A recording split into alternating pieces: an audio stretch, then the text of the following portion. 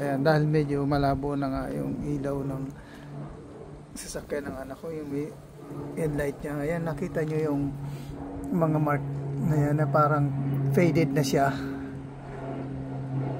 Lilinisin natin siya. Matatanggal yan kasi may nabili akong pang polish. So ito nga, papolish natin. Ito medyo up. Dito tayo sa maliwanag. Up. Tayo sa maliwanag. Ayan, may nabili akong ito yung Meguiar glass cleaner. Itatry natin to kung matatanggal niya nga yung yung mga faded na yun dun sa glass ng headlight. Let's go.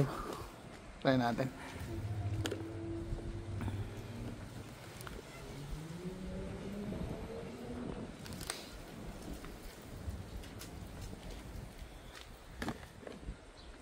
Dito meron akong basahan.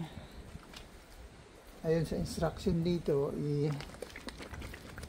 i-shake lang natin to, tapos i-apply natin dito sa irarab natin ng konti lang para tanggal yung faded na yan. Konti lang, medyo i-didin lang natin ng konti.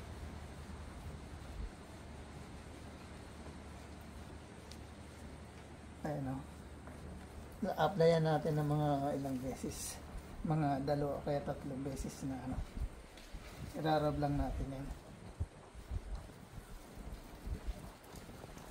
Ayan, matintab na siya. Dagdagan pa natin ng kaunti hanggang sa kumintab siya.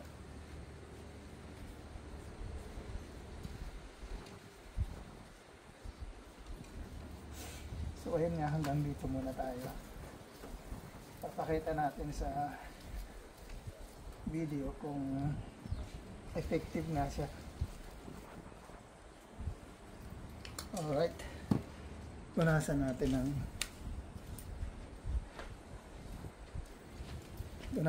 ng tuyong basahan. Ayan na siya, makintab na siya. Meron pa ditong konti, hindi pa nadadaanan to.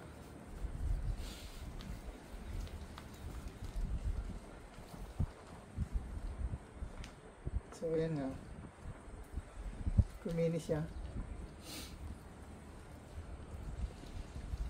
kumintab na. Ayun lalahatin na natin to.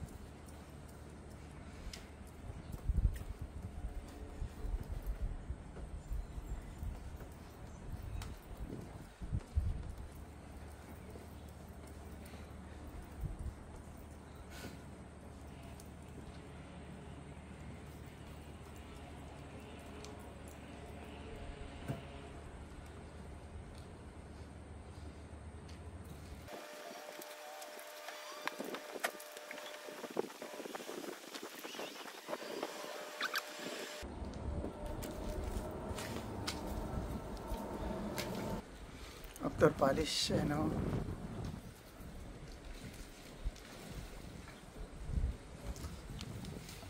nawala na yung niya, faded. Tignan nyo to.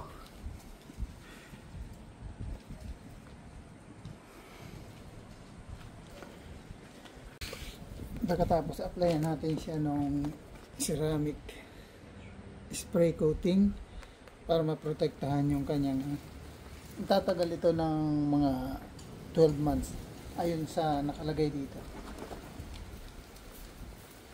So ayan nga, sprayan na natin siya nito, yung ceramic coating.